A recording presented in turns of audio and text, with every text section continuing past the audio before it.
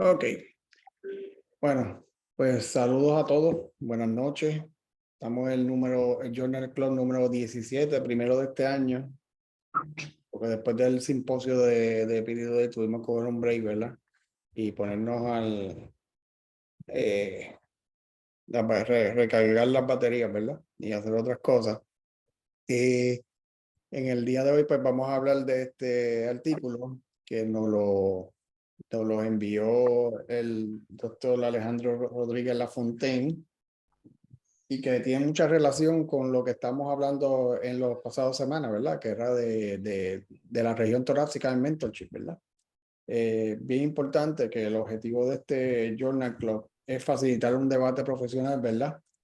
Entre todos nosotros, de acuerdo al artículo que estamos discutiendo, ¿verdad? Este artículo, pues, Alejandro, ¿cómo es que se llama este artículo? Pues prácticamente el título del artículo, ¿verdad? Si lo leo en inglés, es An Intervention-Based Clinical Reasoning Framework to Guide the Management of Thoracic Pain in a Dancer, ¿verdad? Y es un reporte de caso. Como mencionaste, ¿verdad? Lo involucramos como parte del Journal Club. Aprovechamos que estamos hablando del área torácica y que por lo menos en mi práctica profesional no es un área común donde recibimos muchos pacientes para manejar el trabajo musculoesquelético, la rehabilitación musculoesquelética de esta área. Y para mí, pues fue muy atractivo la manera en que lo presentan y la manera, ¿verdad?, de esos hints clínicos que ofrecen para ayudarnos a guiar nuestra práctica o nuestra intervención, ¿verdad? Y por eso lo traje al grupo y creo que va a ser bueno discutirlo. Ok. Primero que nada, que se me olvidó presentarlos, ¿verdad? Alejandro Rodríguez Lafontaine, que va a ser uno de los que va a estar discutiendo este artículo en conjunto con José Menéndez, ¿verdad? Saludos, José, que no te había saludado, ¿verdad? Oficialmente. Así que yo voy a estar fungir más como moderador, ¿verdad? Pero bien importante, vamos a empezar bien sencillo. ¿Cuál es el objetivo y el propósito de este artículo? Si uno de ustedes quiere empezar, Alejandro, y después José, o José, y después Alejandro, como ustedes quieran. Bueno, pues el propósito principal del artículo es presentar un marco teórico a la hora del desarrollo de una intervención para manejar específicamente el dolor torácico. En este caso, un dolor torácico que se identifica que su causa es musculoesquelética. El artículo, dentro de su fondo histórico, comienza a hablar de cómo la profesión ha ido evolucionando y cómo nosotros deberíamos establecer intervenciones, ¿verdad?, basadas en evidencia y guiadas, ¿verdad?, que tengamos un marco teórico de por qué utilizamos las intervenciones que vamos a utilizar. Y el artículo, pues, lo que busca es proponer un marco teórico para manejar específicamente el dolor del área torácica. Algo que quiera añadir, José. Sí, el artículo de por sí también tiene como propósito, ¿verdad? Ellos enfatizan en lo que es el differential diagnosis, ¿verdad? Ellos hacen un differential diagnostic process y también hablan sobre el shared decision making conjunto con el paciente. Otra de las cosas que ellos, ¿verdad?, tienen como propósito también, que vi en lo que es el artículo, el área de terapia manual, ¿verdad? Que ellos utilizan la terapia manual como parte de sus intervenciones y pues en eso pues ellos incluyen también lo que son los ejercicios terapéuticos en combinación, así que están incluyendo un tratamiento activo con, ¿verdad?, un tratamiento pasivo, que es las manipulaciones y la terapia manual, junto con un tratamiento activo, que serían los ejercicios terapéuticos. Y algo muy importante que ellos enfatizan también, que como sabemos, es el programa de ejercicio para el hogar. Así que ellos, en su secuencia de cómo ellos ponen, ¿verdad?, y describen el artículo y el caso, ellos determinan al final que una de las cosas que ayudó a que el proceso de rehab de este paciente fuese exitoso era que ellos pudieron seguir una secuencia en el plan de intervención, ¿verdad?, en el plan de tratamiento. Y entonces determinar en qué punto de ese plan de tratamiento, había que hacer algún cambio, si era necesario para ese paciente en particular.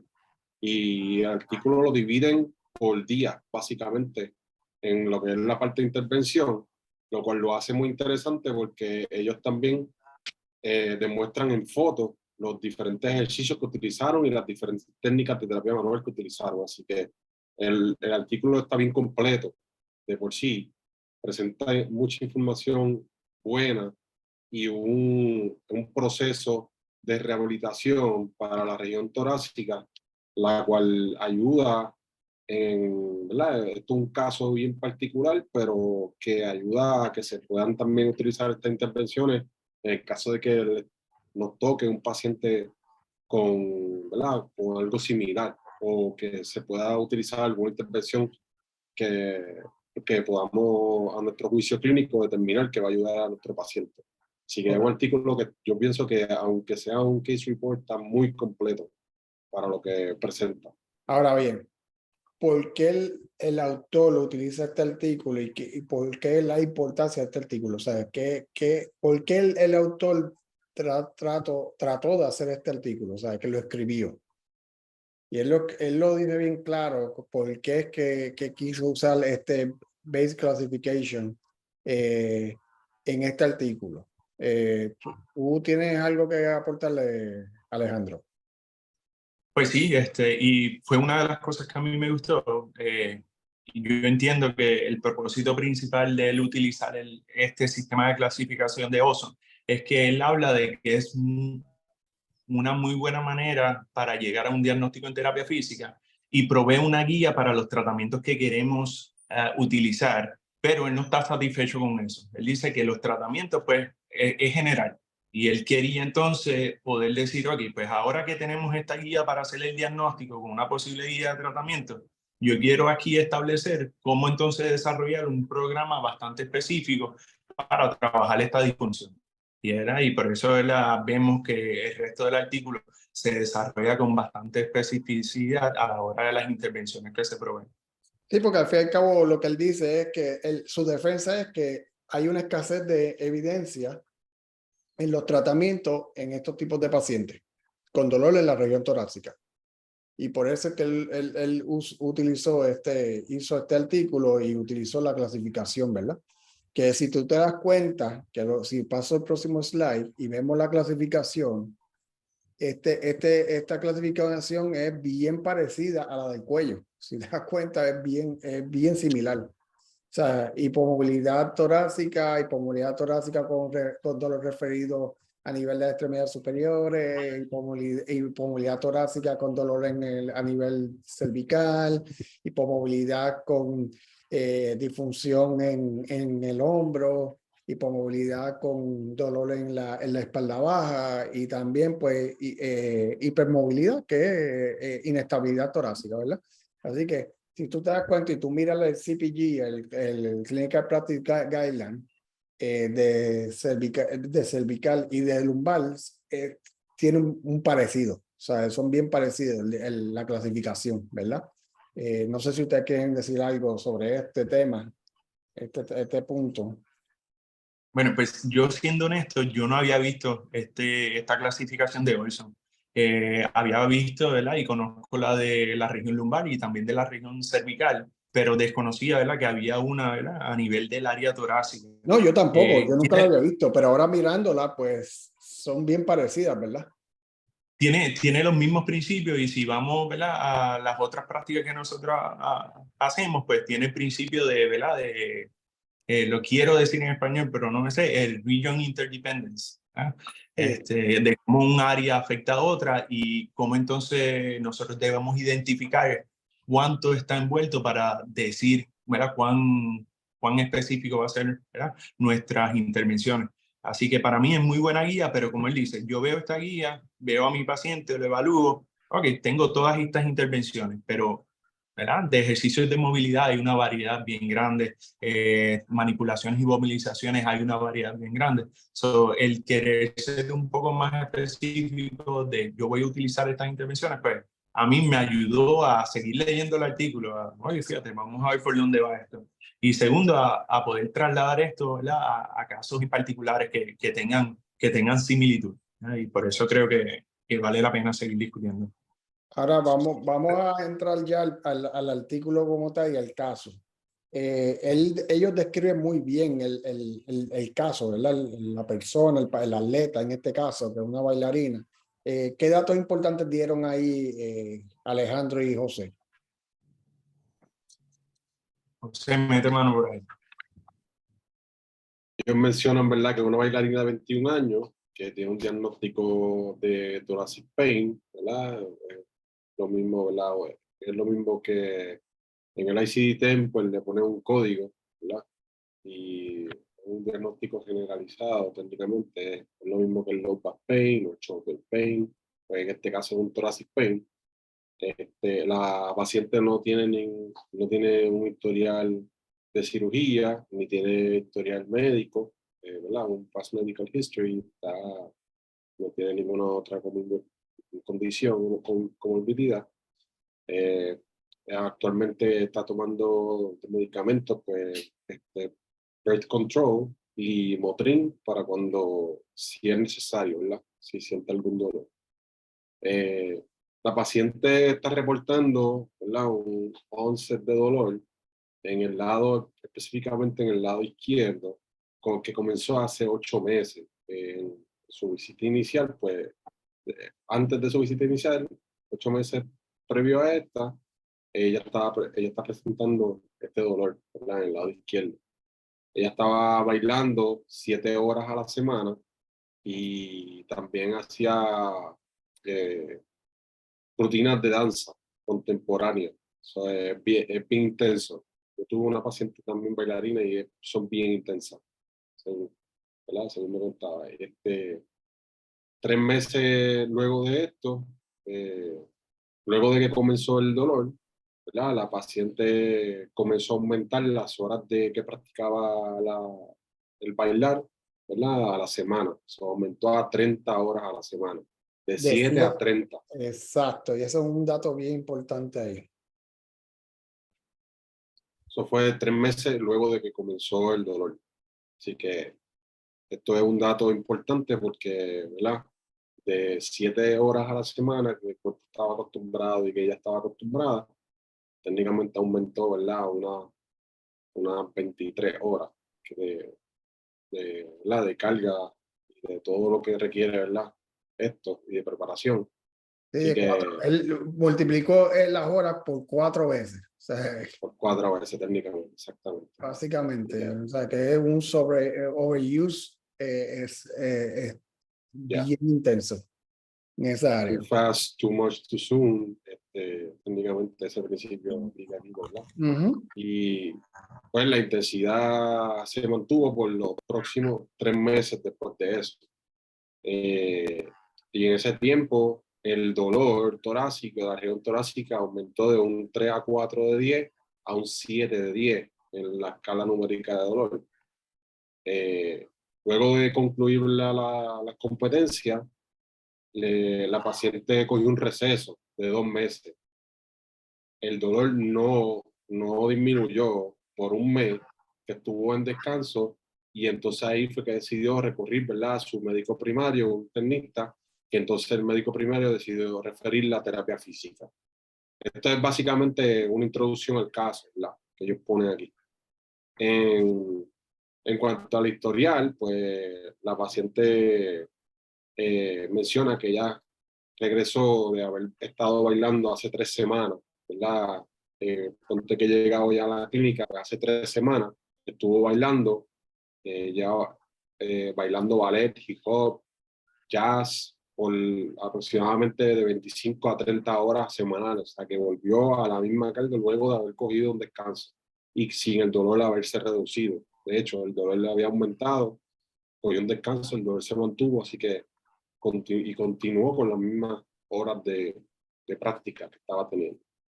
Así que la paciente luego, ¿verdad?, ella reporta un dolor punzante, un achy sharp pain. Esto es importante, esa descripción del dolor, que quizá, ¿verdad?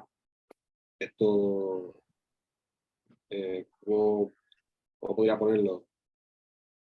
En verdad, en mi experiencia, pues uno le da las opciones al paciente cuando escribe el dolor, pues le da opciones a veces para que ellos se puedan guiar. Y pues achy sharp pain, uno sabe, ¿verdad? Puede hacer ahí más o menos ya una información que te puede dar que podría ser musculoesqueletal, pero todavía no sabemos exactamente, ¿verdad?, de dónde está viniendo este dolor. Esto Te es nada te más está dando una editorial. idea, te da Me una está dando idea, una una idea guía. de que podría ser, ¿verdad?, musculoesqueletal. O sea, que no es un dual pain, ni es otro tipo de dolor, ¿verdad? Sí, porque el dolor radicular, por ejemplo, pues es diferente. O sea, Exacto, como lo describen, es un dolor quemazón, burning sensation, exacto. Y hormigueo, esto es específico, cosas ¿verdad?, así. ¿verdad?, en el aspecto de dolor, ¿verdad?, de entender el dolor del paciente. Eh, Algo sí, que yo, algo que yo creo que es bueno recalcar cuando yo leo estudios de casos, me gusta ver como que, ok, qué hicieron y por qué lo hicieron, ¿verdad? Y algo que este artículo hace es que rápido nos deja ver en el proceso de nosotros hacer el examen la importancia del historial. Ellos hacen un historial bastante conciso, ¿verdad? ¿Verdad? Es una persona joven, 21 años, ¿verdad? Nos dan este background de que es atleta, de como ya ustedes hablaron, cómo hubo un aumento en la carga que establecían, los factores agravantes y los factores que mejoran el dolor. Y todos estos detalles fueron llevando a los autores a pensar, ok, esto aparenta, ¿verdad? Mi hipótesis va a ser de que esto es un dolor mecánico, ¿verdad? Un dolor en el área torácica de manera mecánica. Entonces, pues, ok, vamos entonces a la otra parte. Una vez ellos establecen esa hipótesis, pues comienzan el proceso de examen.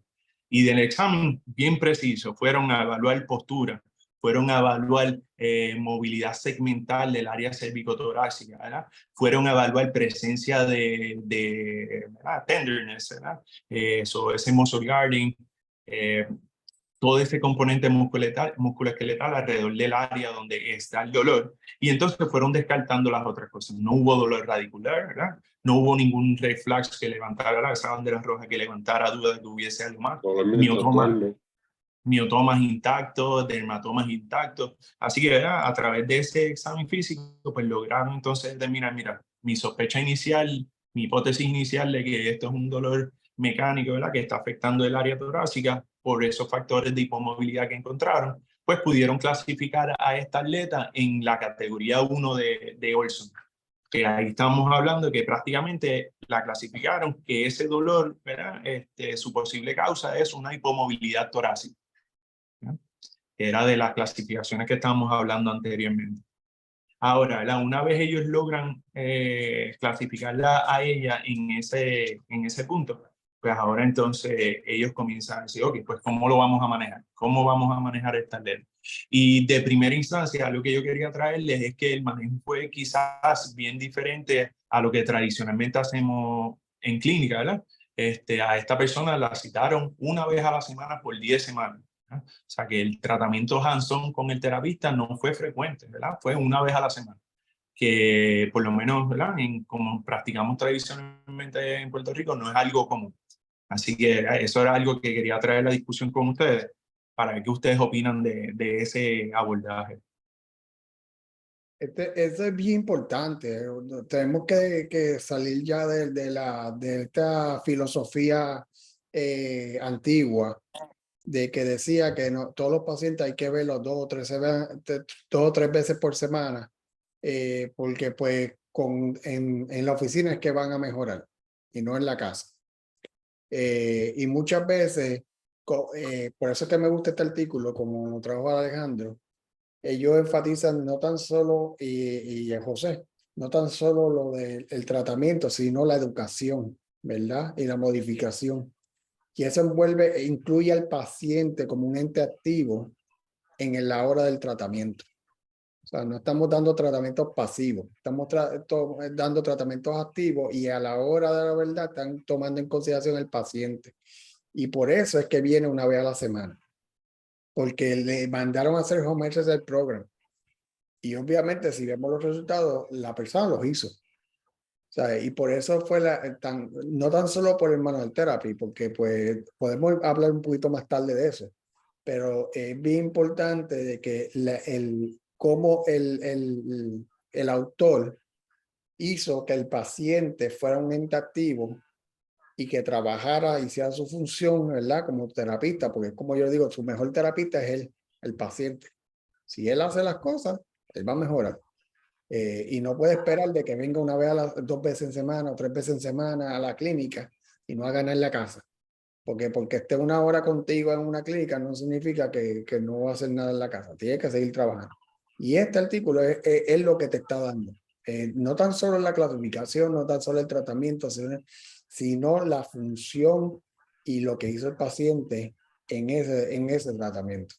No sé si ustedes lo ven diferente, ¿verdad? Puede ser que sí, puede ser que no, ¿verdad? Pero a mí me encantó porque así es que nosotros trabajamos acá. O sea, yo no veo a mi paciente constantemente y pues lo hacemos de esa manera, casi siempre. Esta es mi opinión, ¿verdad? Y no tiene que ver nada con el artículo. Yo creo que esto depende de la persona que tengamos de frente, ¿verdad? Ah, claro, claro. Y va a caer en nosotros identificar los potenciales de cada cual de poder manejarse por su cuenta y cuáles a lo mejor necesitan más guía. Y lo otro, que esto yo creo que también es guiado por los planes médicos, ¿verdad? Menos visitas que sean necesarias, pues al fin, ¿verdad? Viene el factor de dinero envuelto. Pero regresando al tema, yo quería, si podemos simplemente para seguir con el caso, hablar de los déficits que se encontraron. So, una vez realizan el examen físico, José ya los tocó, pero para revisarlos y tenerlos ahora frescos, se le hizo un análisis postural donde encontraron que esa región cervical superior tenía ¿verdad? Un desplazamiento hacia el lado derecho.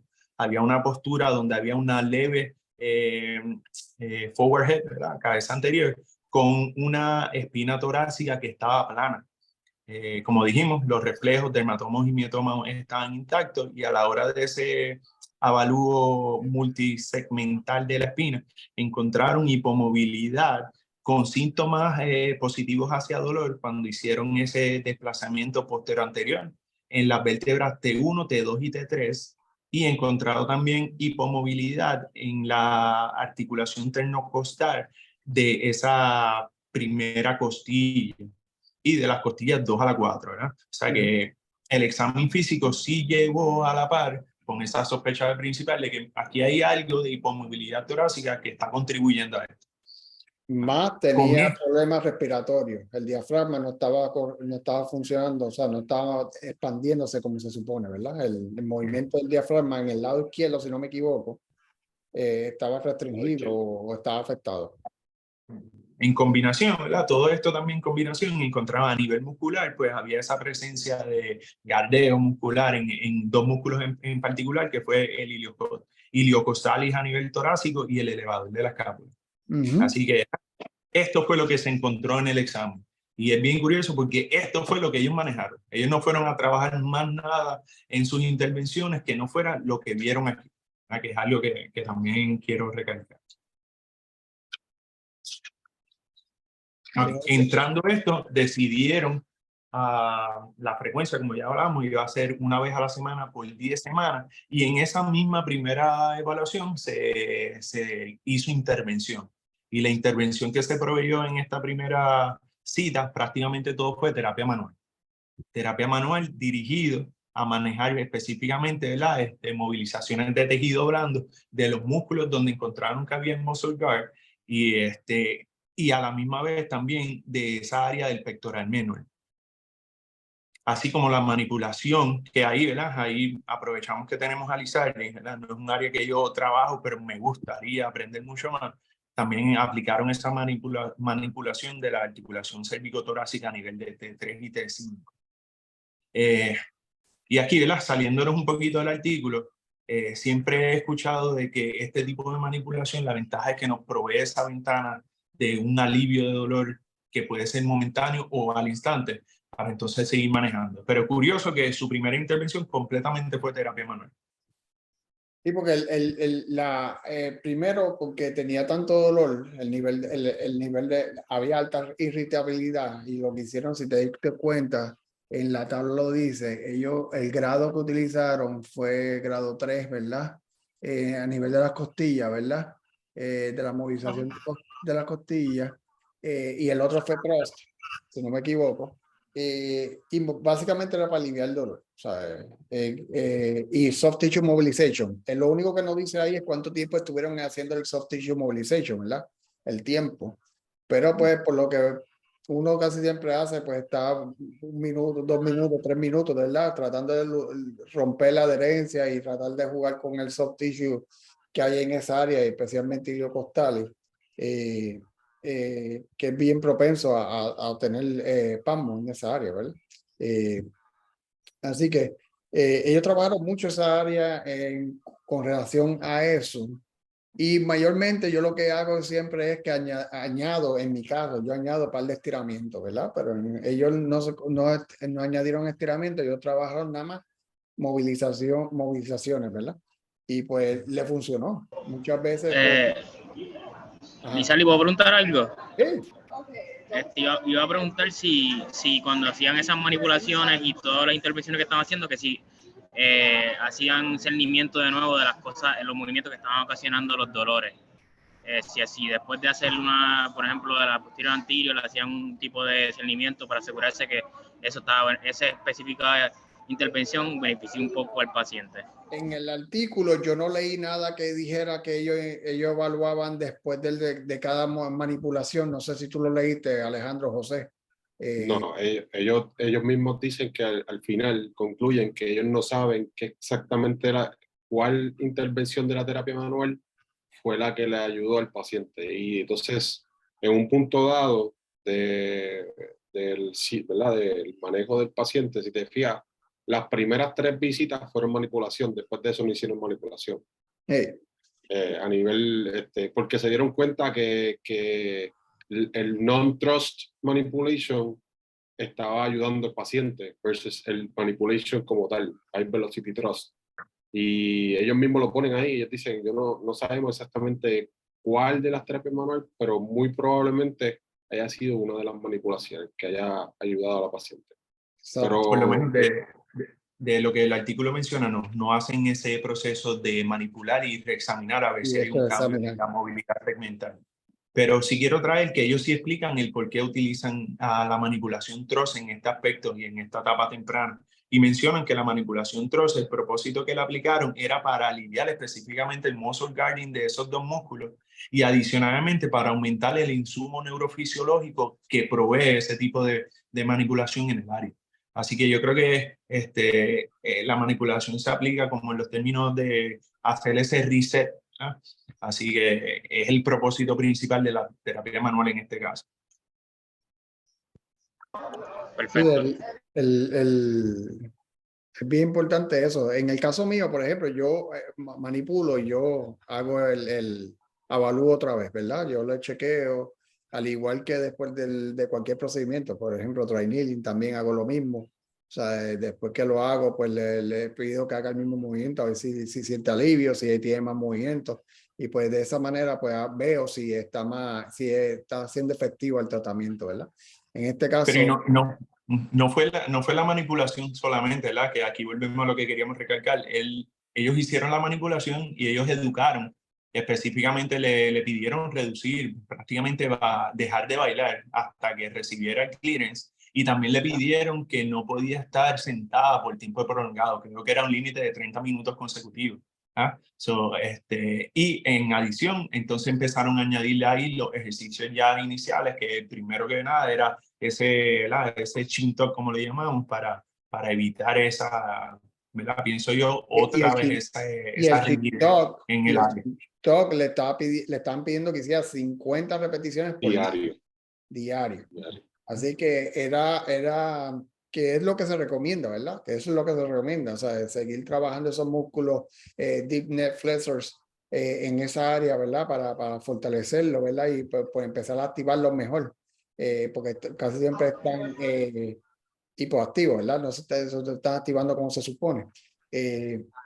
Así que es bien importante eso, que no tan solo fueron las manipulaciones, sino la educación, como dice Alejandro, el estiramiento del tejido blando, ¿verdad?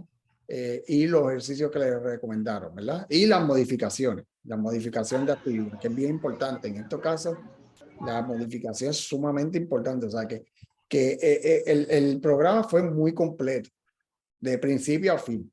De principio a fin, el programa fue muy completo. Después de las primeras semanas que bajaron el dolor, que déjame buscar el slide. Si lo buscamos aquí, a la sexta visita, ya el dolor lo había reducido a la mitad.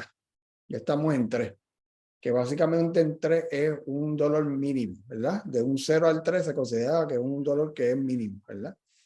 Ya de 4 a 5 es moderado, ¿verdad? Y ya de 6 para arriba, pues es un poquito ya más severo.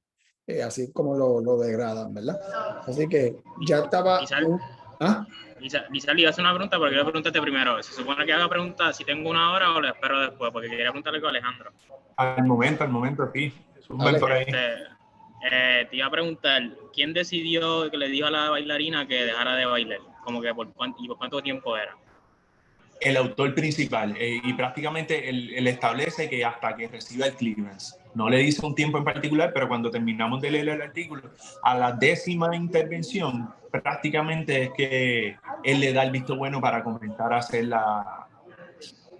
empezar a bailar, y le establece un plan también de cómo retornar a eso. Pero entonces lo que iba a preguntar es, el autor es el terapista, ¿verdad? ¿Terapista físico o es...? Sí. No sé, sí. Es un terapista físico. Entonces la idea es que el dolor, para el autor, el terapista, la idea es que el dolor era tanto que había que dejarle de bailar. Esa es la idea. Sí, ellos querían, esto no lo explica el artículo, ¿verdad? Esto es lo que yo creo que la manera que ellos estaban pensando, es que la lesión o el dolor se estaba reforzando a consecuencia de la carga que se le estaba aplicando al área. Ellos querían primero restablecer movilidad, restablecer función, y más que nada, una vez está todo eso, pues entonces restablecer la estabilidad en eso que se ganó. Ellos querían, ¿verdad? Y yo como terapista pienso lo mismo. Yo quiero primero reforzar que esto que ganamos lo mantenemos, para entonces ir poco a poco cargando otra vez a las destrezas que queremos con el paciente. Y aquí aprovecho, ustedes, José, Elizalde. Lo más importante aquí es por qué hicieron esa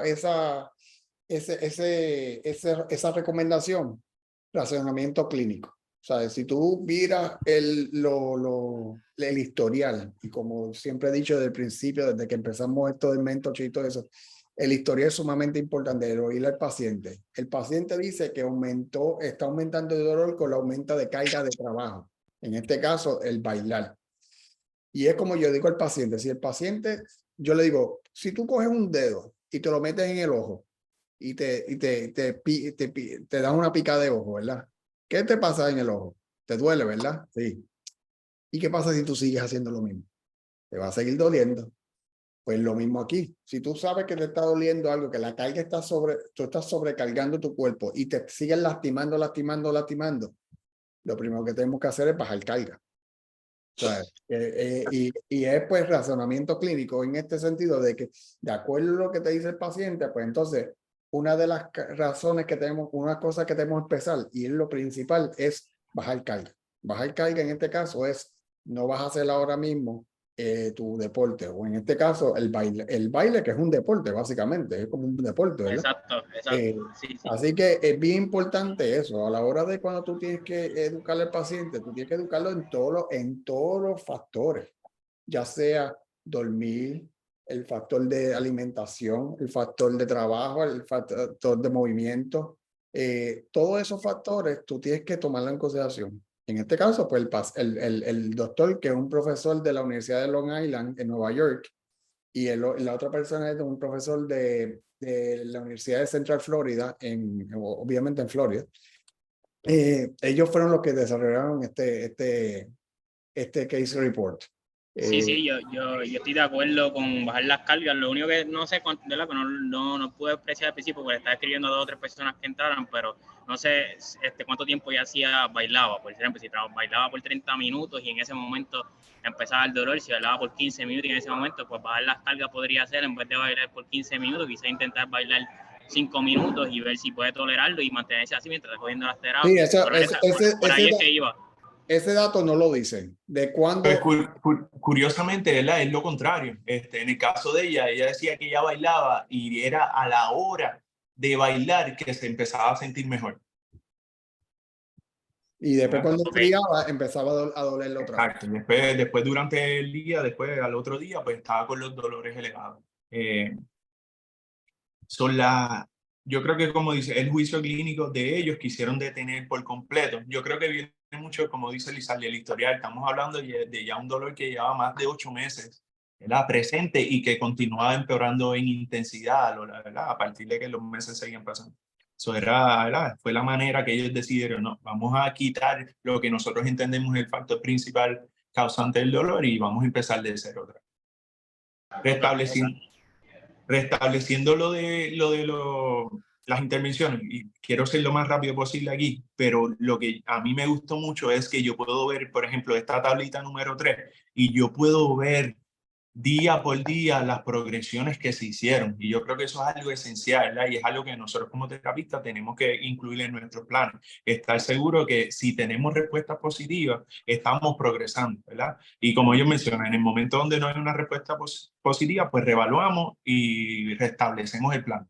Vemos hacia dónde nos movemos. Pero aquí vemos, intervención inicial, todo fue terapia manual. Segunda visita, trabajamos con los soft tissue mobilization de los músculos que estaban en muscle guard. Empezamos a trabajar las movilizaciones anterior-posteriores de las costillas 3 y 4. Y ya ahí en ese día empezamos ya con lo que fue la reeducación neuromuscular y el fortalecimiento. Pero el fortalecimiento fue bien específico a las áreas cerca a la región. En este caso, ellos trabajaron un poco de lo que fue con rolling como una manera también de soft tissue, pero también empezaron a fortalecer lo que fue el área escapular, ¿verdad? Con ejercicios clásicos de banda, con un alto volumen, ¿verdad? No con lo tradicional de 10 repeticiones, sino ellos rápido trabajaron con alto volumen, baja resistencia. Movieron a la tercera visita, ¿verdad? Se estableció lo mismo. Trabajamos soft tissue mobilization. Hello, come on in. Seguimos con las movilizaciones de anteroposteriores de costillas 3 y 4. Empezamos entonces a trabajar ya lo que ellos le llaman el cráneo cervical flexion, que no es otra cosa que los chin tucks. Así que en estas primeras sesiones todo fue mucho refuerzo de vamos a corregir la hipomovilidad. Vamos a buscar mayor movilidad y corregirla. Okay. Ya entonces cuando entramos ya en la cuarta y quinta sesión, empezamos a cambiar de posición. Ya no estamos trabajando en posiciones donde la gravedad, ¿verdad?, está asistiendo a esa área torácica. Empiezan a colocar a la atleta en posición prona en los ejercicios de reeducación neuromuscular. Así que estamos progresando en posición, estamos aumentando lo que sería, ¿verdad?, el efecto de gravedad ahora en este problema de hipomovilidad que estábamos observando. Así que a mí me gustó mucho esa manera de progresar, porque no solamente progresamos en lo que es intensidad por los ejercicios que estamos haciendo, sino cómo las posiciones tienen un efecto bien grande, y específicamente cuando trabajamos lo que sería la espina, ¿verdad? Que nos olvidamos que la espina es esencial trabajarla en diferentes posiciones. Aquí yo cojo un descanso. Perdona que te interrumpa, Alejandro, un momentito. Bien importante que ellos utilicen la bola suiza, ¿verdad? Para crear más inestabilidad, ¿verdad? Y crear más trabajo, ¿verdad? Más activación. En caso de nuestros pacientes, si no tenemos un caso similar, pero no es atleta, pues mira, podemos empezar en una mesa, ¿verdad? Una camilla. Y progresarlo después entonces, cuando ya está más funcional, en una bola suiza. Así que nunca traten de empezar en una bola suiza si el paciente no tiene control, ¿verdad? Control motor. Así que traten mejor empezar por algo estático, y de estático pues empiezan con algo que esté más en movilidad, que entonces en este caso sería una bola suiza. Perdona, Alejandro, ¿qué quería decirle eso? No, ni síguelo por ahí. Visitas número 5, ellos reevaluaron, ¿verdad? Y ahí yo creo que Lizardi tiene por ahí lo que encontraron en esa quinta visita. La quinta visita, Lo presentaste. aquí. So, en esa quinta visita ya prácticamente, o en la sexta, perdón, en esa sexta visita el dolor estaba a la mitad de como habían iniciado. Tanto las medidas de logros que ellos utilizaron ya todas estaban moviendo en una mejoría. Lizardi, tú tienes los nombres por ahí para mencionarlo. Los outcome measures, la medida estandarizada, ¿verdad? Ellos utilizaron pues, el dolor, ¿verdad? El Net Disability Index, ¿verdad? El Functional Scale y el GROSS, el Global Rating of Classification. No me acuerdo ahora cuál es la palabra de la C, ¿verdad? Pero bien importante para ver un cambio significativo, o sea, mínimo significativo, tienen que tener por lo menos 2 puntitos en el dolor, 2 puntitos en el funcional, ¿verdad? En el del Neck Disability Index tiene que tener por lo menos un 14% de mejoría o de cambio, ¿verdad? Y en el growth, el Global Rating se me olvida, más 3 o menos 3. En el GROC es de 0 a 7 positivo y de 0 a 7 negativo. Y el paciente tú le estás preguntando cómo se siente comparativamente la última vez que tú lo viste. Por ejemplo, pues a tiny bit better es más 1, a little bit better más 2, a somewhat better 3, moderate better 4, a quite bit better 5, a great deal better 6, a very great deal better 7. Y lo mismo para el worst, que sería entonces negativo 1, negativo 2, negativo 3. Y así es una forma de evaluar día a día cómo el paciente está viniendo cuando viene a revelación contigo. Además del dolor, el Net Disability Index y el otro que utilizaron de funcional. Sigue por ahí, Alejandro o José, si quieres decir algo. Cuéntanos, José. Básicamente, una de las cosas que también, ¿verdad?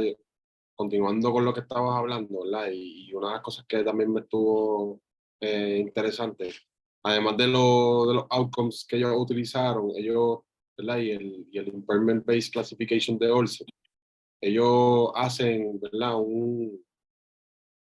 Técnicamente hacen un desglose completo. ¿Verdad? Este caso, ellos miran al paciente como un todo, ¿verdad? Completamente, la ven, ¿verdad? Y le hacen la evaluación completa. Y al hacer esto, ellos ven, ¿verdad? Cómo el paciente mejoró al final. El paciente, luego de estas intervenciones, se pudo mantener sentada por más de 30 minutos, que antes no lo podía hacer, ¿verdad? En un solo sitio. Pudo hacer el twisting, el arching de la espalda durante los movimientos de danza. Pudo levantar overhead más de 15 libras.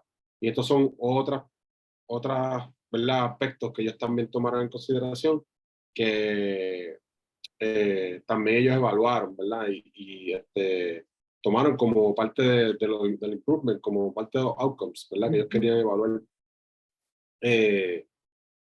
Una de las, ¿verdad? De las pruebas que utilizaron, que fue la del Cranial Cervical Flexion Test, que viene siendo una prueba también de evaluación, ellos lo utilizaron como un tratamiento. Aquí, que es una prueba, ¿verdad? Que se usa el cuff de tomar presión, y no es otra cosa, ¿verdad? Que como digo, Alejandro, pues hacer chin tucks, básicamente. Manteniendo una presión fija. Claro, y esto ellos primero lo recomendaron hacer, ¿verdad? En posición prono, que es como se hace la prueba, y después lo utilizaron como una intervención, y luego entonces le pidieron a la paciente que hiciera los 5 de 10, ¿verdad? 50 repeticiones, pero, ¿verdad? Sentada, básicamente. Mientras estuviesen sentada durante el día, haciendo, que hiciera los chin tucks, básicamente.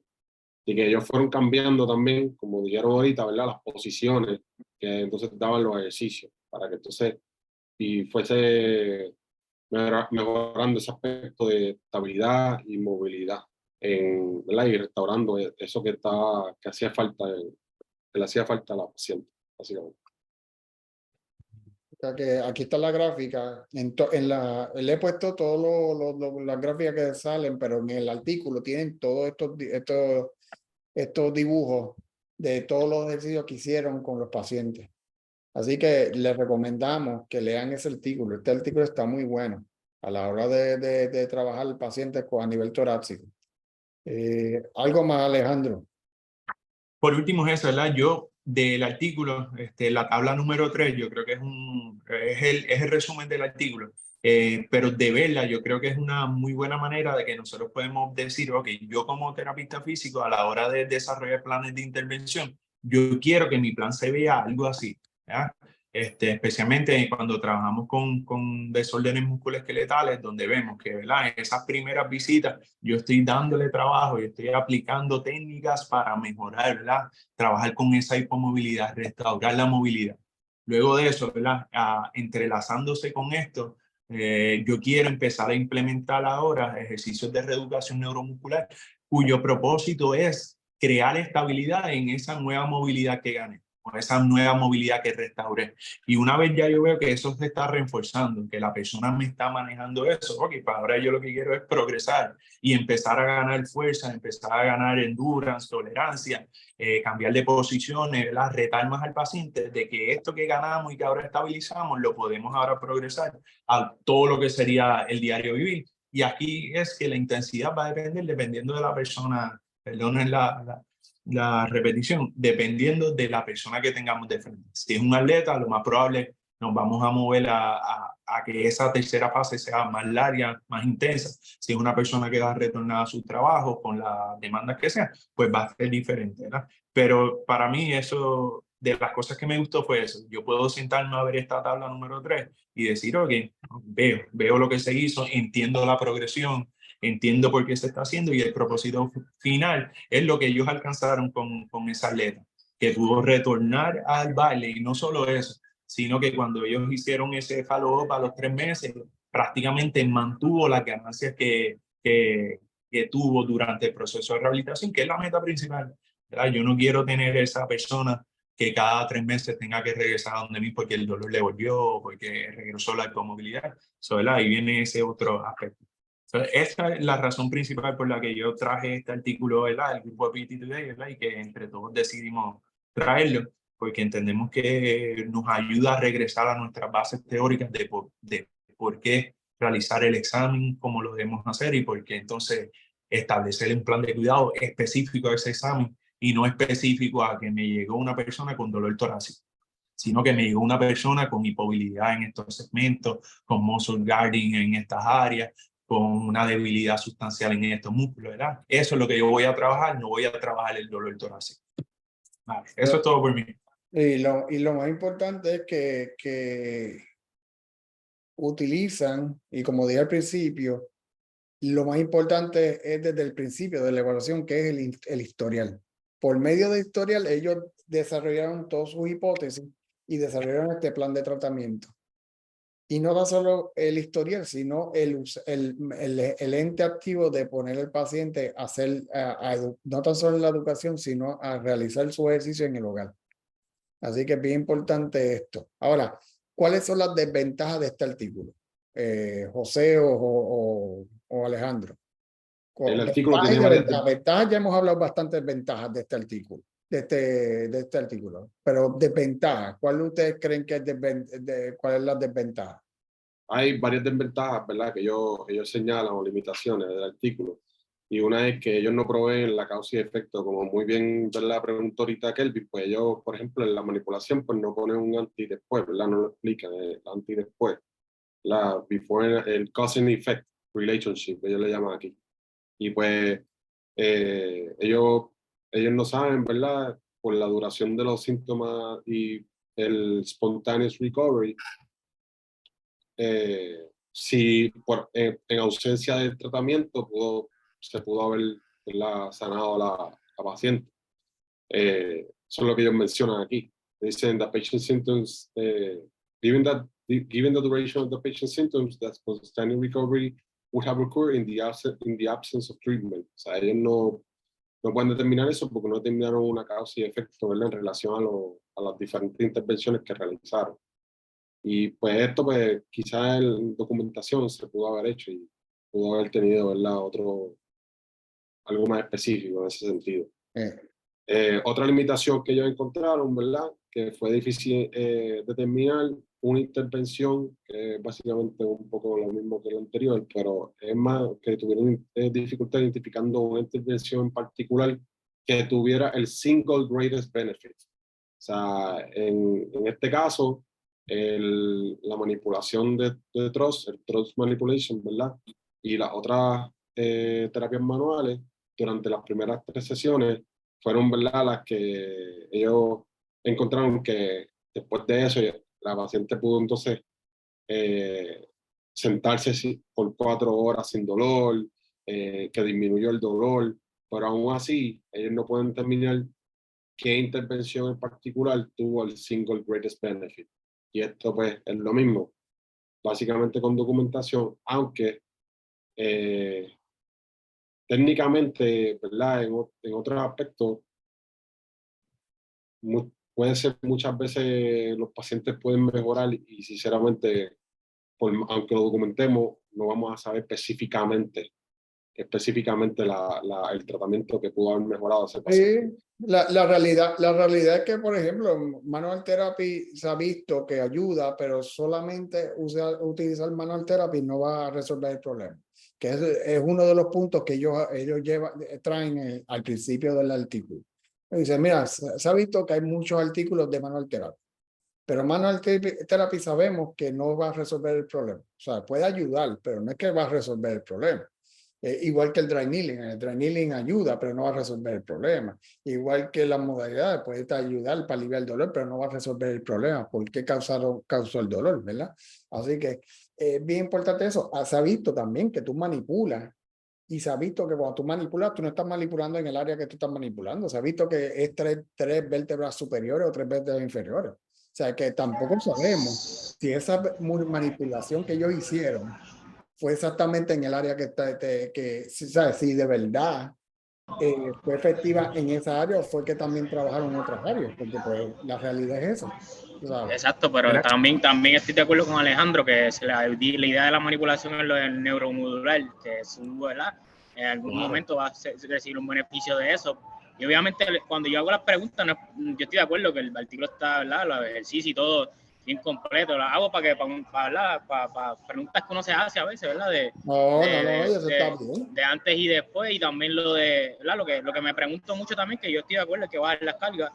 El hecho de que, ¿verdad?, me gusta que hicieron después de 3 meses, verificaron si, ¿verdad?, había pasado algo más, porque algo que puede pasar de abruptamente bajar las cargas, de que dejar de bailar, es que otra parte del cuerpo se puede lastimar luego por disminuir completamente el ejercicio que tú normalmente haces. Pero fuera de eso, como que yo estoy de acuerdo con todo lo que están diciendo. Una ventaja también fue en la cantidad de tratamientos que ellos dieron. Es una cantidad de tratamientos real.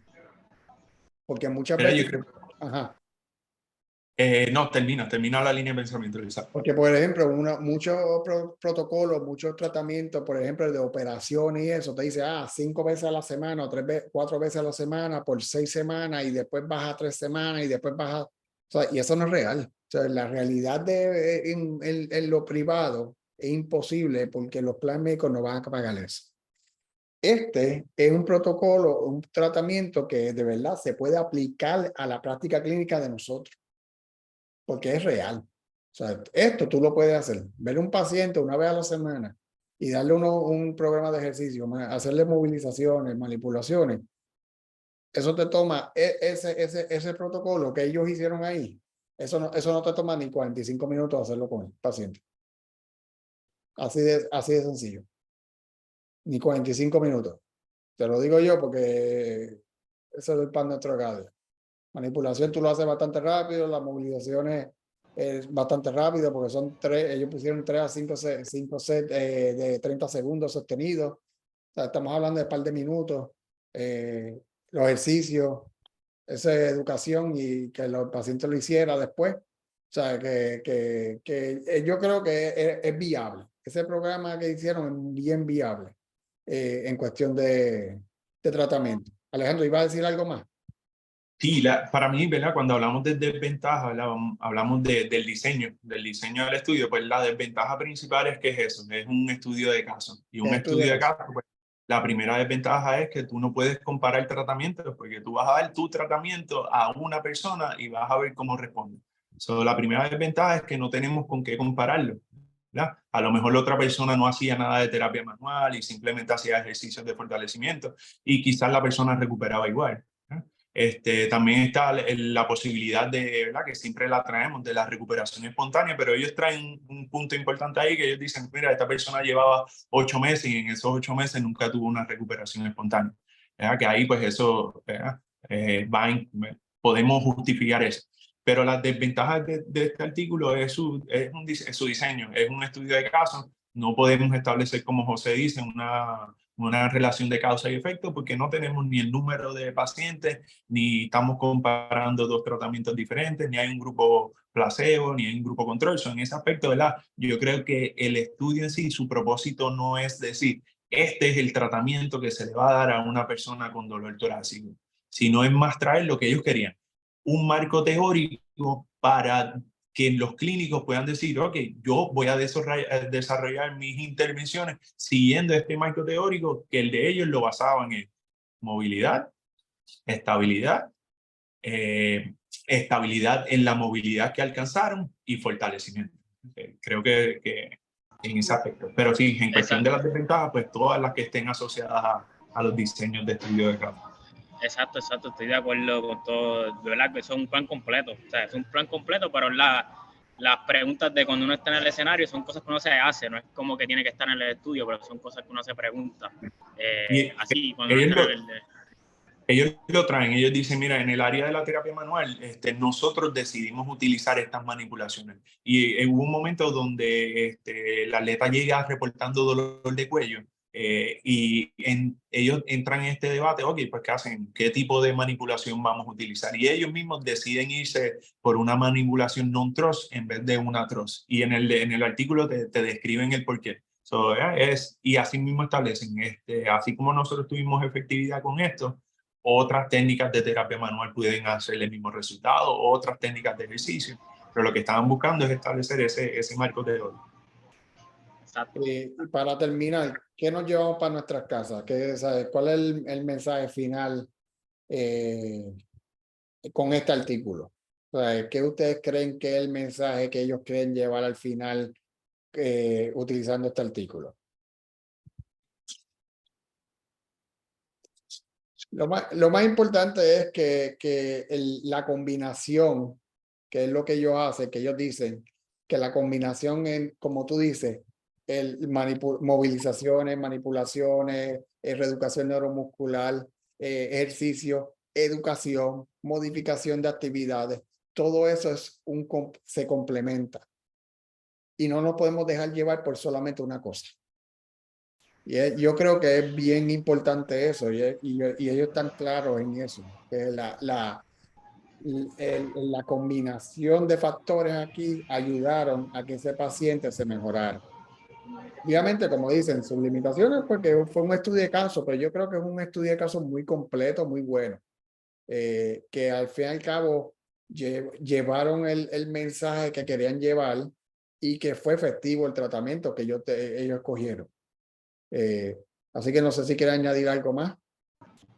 No, yo quería añadir que está muy bueno y estoy de acuerdo que cuando estoy hablando no estoy hablando solamente de manual therapy, estoy hablando en general, como tú dices, que todo es un conjunto, tú ganas movilidad, ayudas al control motor, que pueda beneficiarle la estabilidad y así pues lo combinas con el movimiento funcional y de acuerdo a todos los ejercicios que hicieron y todas las cosas que combinaron y las progresiones, obviamente va a mejorar el rendimiento, que completamente de acuerdo con ese aspecto del estudio. Pero exacto, también creo que alguien comentó en el chat para que lo vean ahí si quieren comentar. Dice Patricia, dice, como maestra de danza, considerar un poco más el área torácica en el entrenamiento. Sí, hay muchas veces los coaches, en la educación al coach también es bien importante, ¿verdad? En estos casos. Si fuera el caso que tenemos la habilidad y el acceso a hablar con los coaches, ¿verdad? En este caso, pues no, yo no sé si ellos pudieron hablar con ellos, ¿verdad? En este caso no creo, porque ellos no lo mencionaron. Pero a nivel de, especialmente de categorías pequeñas, o sea, bailarines que están comenzando, nenes jóvenes, todo eso, es bien importante educar también a esos coaches. No tan solo de los ejercicios, sino también del sobreuso, sobre la sobrecarga, que son bien importantes, ¿sabes? Y se vio en esta persona que tiene 20, ¿cuánto era? 21 años que tenía la bailarina. Sí, 21. 21 años, que no es una nena, ¿sabes? Una adulta. Y se sobrecargó, fue una sobrecarga excesiva, o sea, subió 4 veces de la carga que ella realmente toleraba y aumentó drásticamente, o sea, ese fue el detonante, ese fue el detonante que trajo este problema y por eso yo creo que fue la modificación, que muchos coaches no entienden eso y hay que educarlos en ese sentido. Algo más, ¿alguien quiere más? Además de Patricia, de los que están en el grupo, yo no sé quiénes están ahora mismo, Galdo, Kelvin ya habló, creo que estaba por ahí ahorita Elsie, Manchi, ahorita estaba Giovanni, pero Giovanni se fue, Giovanni está trabajando. Si alguien quiere aportarle en confianza, pueden quitarle el mute y pueden hablar en confianza y decir lo que quieran. Yo quería decir que esta es hace tiempo no entro aquí, la primera vez que entro, que si estoy preguntando mucho me avisan, que no pregunto tanto. Si estoy preguntando No, mucho. tranquilo, para eso es esto. Esa es la idea, es compartir ideas. Mientras más mejor, porque así también. Exacto. Nada, Es mejor que oigan a otras personas, de verdad. Mi último comentario es eso. A mí me gustan mucho los estudios de caso. Yo sé que no son los mejores, pero a la hora de darme a mí ideas de cómo manejar pacientes, especialmente cuando me doy con algo que no tengo mucho conocimiento o que no estoy teniendo resultados, es una manera que encuentro que es fácil para mí leerme un estudio de casos y buscar el porqué de las intervenciones, el porqué del examen. Me ayuda mucho a mí a la hora de trabajar con mis pacientes. José, ¿quieres añadir algo para concluir? Sí, yo creo que, como bien dijeron, el artículo está muy completo y de verdad a mí me gustó mucho el aspecto, ¿verdad?, de las intervenciones que ellos utilizaron y cómo lo desglosaron. Eso fue lo más interesante, ver un artículo que desglose eso de esa manera.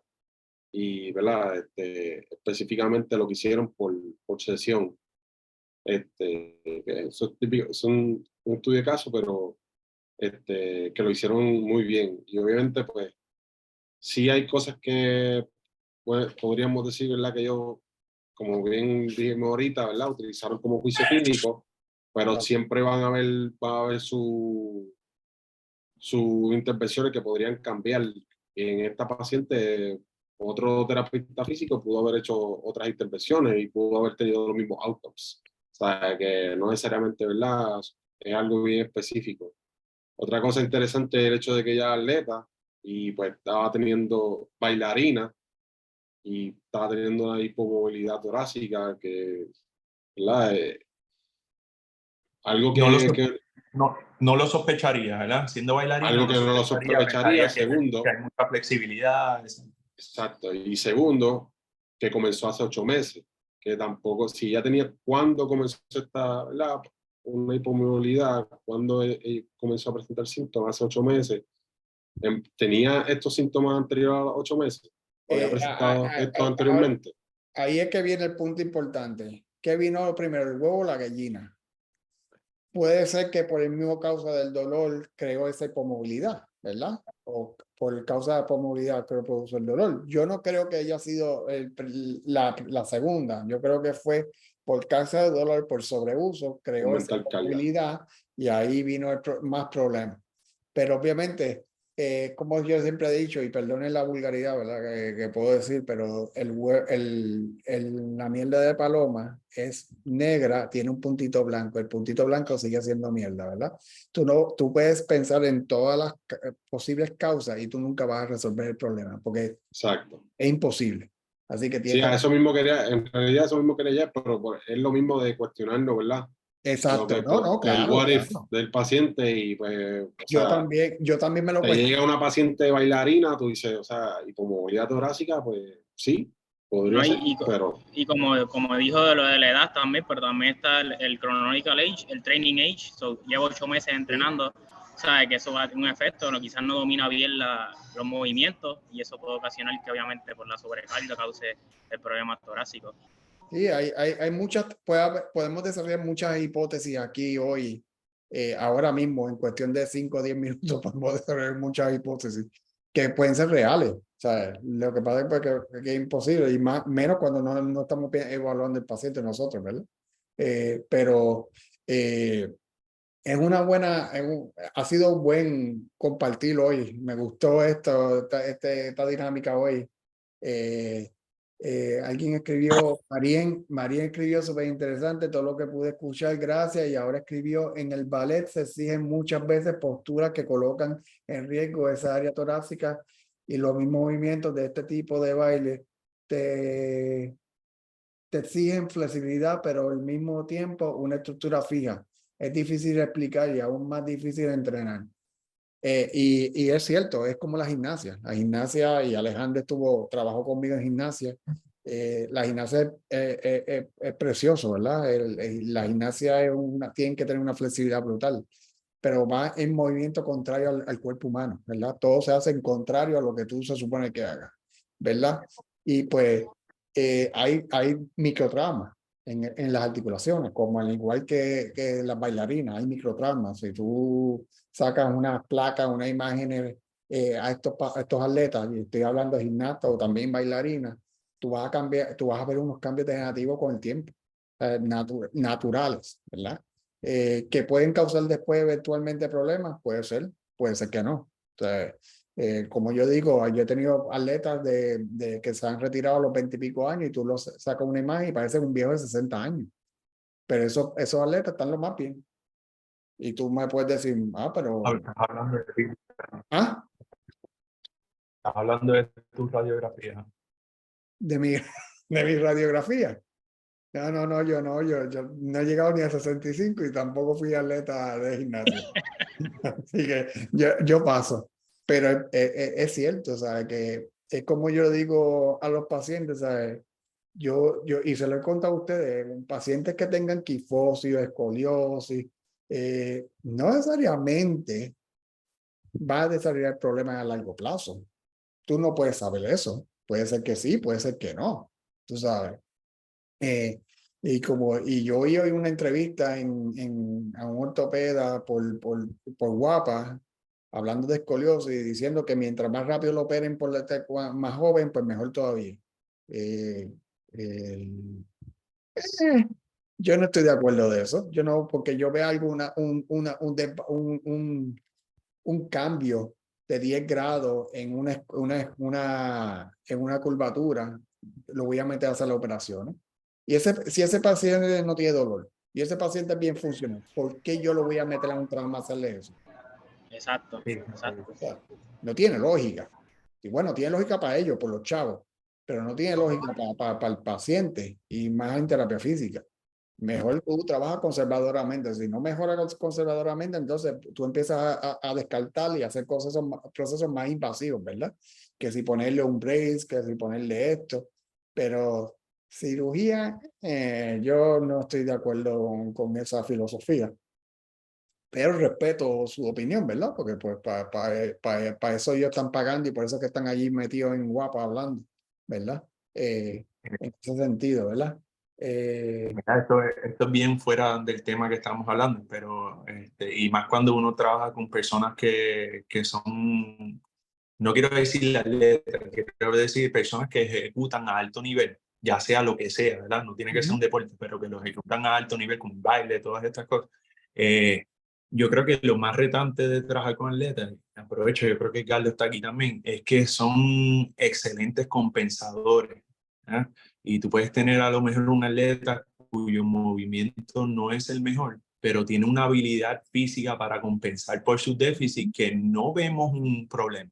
Y cuando ya finalmente el problema aparece por la sobrecarga, por las diferentes maneras, pues entonces ya nos llegan en un momento bien avanzado ya It's too late. en ese proceso, que es la clave. Esa ha sido mi experiencia, ¿verdad? Cuando he trabajado con Exacto. atletas, veo que tienen unas habilidades Sí, no, claro. Ahora sí. Eso Sí, es claro. eso es lo que yo quería como que aportar también, como que no se puede evaluar igualmente, obviamente una persona que está en alto rendimiento, porque quizás esas compensaciones las pueden hacer ellos por la capacidad física que tienen y no les causa dolor, pero una persona que es muy normal, que quizás empezó a hacer algo, pues quizás eso definitivamente va a ocasionar quizás otro problema. O sea, pero también lo digo de que no es razón para ignorarlo, ¿no? Lo que pasa es que pues, ellos resuelven y siguen Sí, ejecutando. claro, Ellos no claro. van a buscar la ayuda hasta que su ejecución no empeore. Sí, él como yo, el otro día me enviaron una foto de una atleta, y no voy a decir deporte ni nada, ¿verdad? Pero tuvo una rotura del tendón de Aquiles.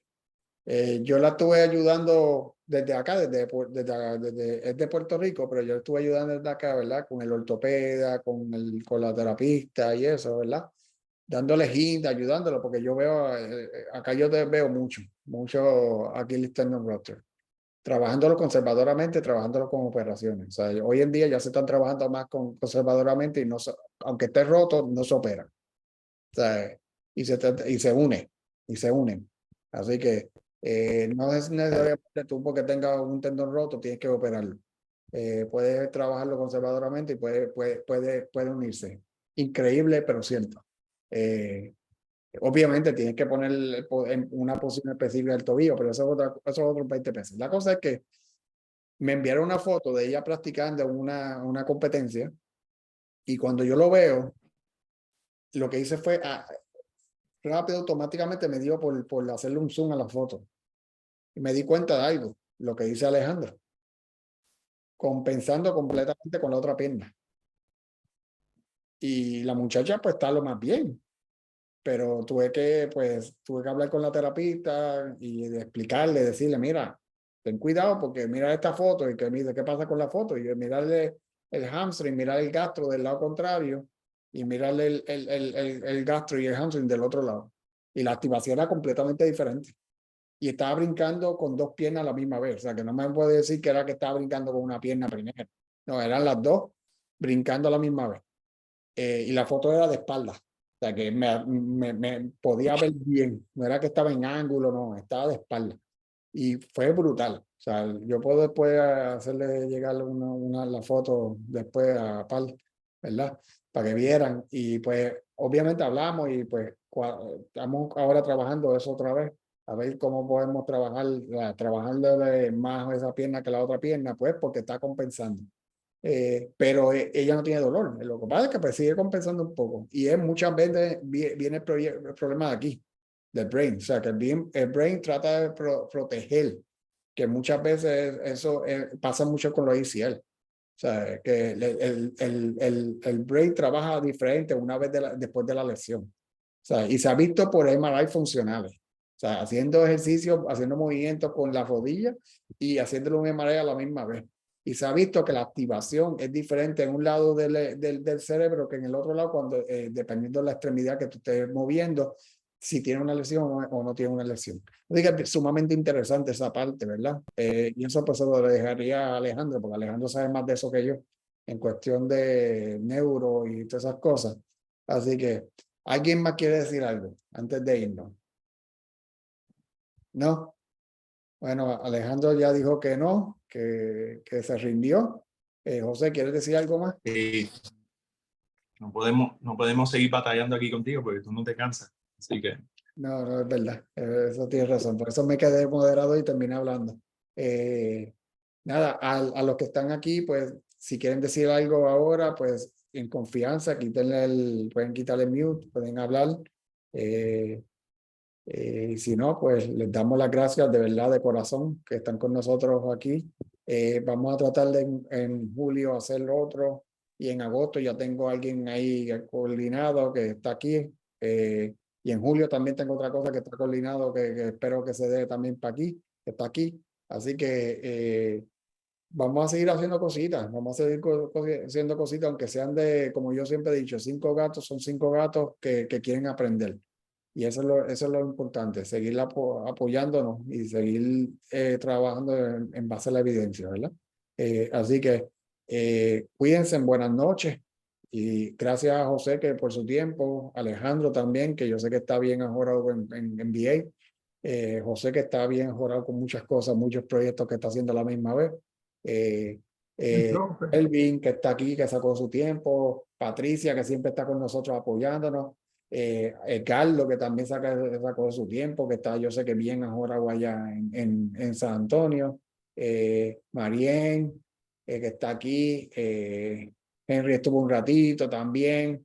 Hay varios por ahí que si me fallo, él sí está aquí. Manchi es una de las MVP de la APF y de la Junta. Así, Manchi, gracias siempre. Se te agradece, de verdad, de todo corazón. Se lo digo a todo el mundo siempre. Lisa, le quería añadir Gracias que a Denis, ustedes por su tiempo. No, para eso estamos. Dime, que Kevin. Denis Colón estuvo aquí también escuchando un rato y Denny también quería estuvo, aportar. sí, lo vi que decía Denny, no sabía cuál es el apellido, pues Denny también estuvo un ratito, Giovanni también estuvo, Yarimar llegó ahora mismo, pero pues ya estamos terminando. Así que nada, se le agradece. Yo lo grabé, así que yo espero subirlo en el YouTube para los que no pudieron entrar y pues que lo puedan ver después. Así que nada, alguien me escribió, espérate, déjame ver si aquí. Tú por estar bulleando a Yarimar. Ah, Yarimar, pero es que es mamá, ahora ya sabes, cuando son mamás, todos se atrasan, llegan siempre tarde a todos lados. Ahora ella tiene excusa, porque una vez que es mamá, ya olvídate, la vida cambia. Y me alegro y muchas felicidades, ya que estás aquí, ¿verdad? Pues felicidades de parte de nosotros, ¿verdad? De PT Today, por la familia, ¿verdad? Y por la salud. Así que sea bendecida la nena o el nene o el nena, no sé ahora mismo cuál es si el sexo, pero bendecida a ustedes, a toda la familia, ¿verdad? Así que cuídense, así que se les quiere. Así que buenas noches y gracias nuevamente. Bueno.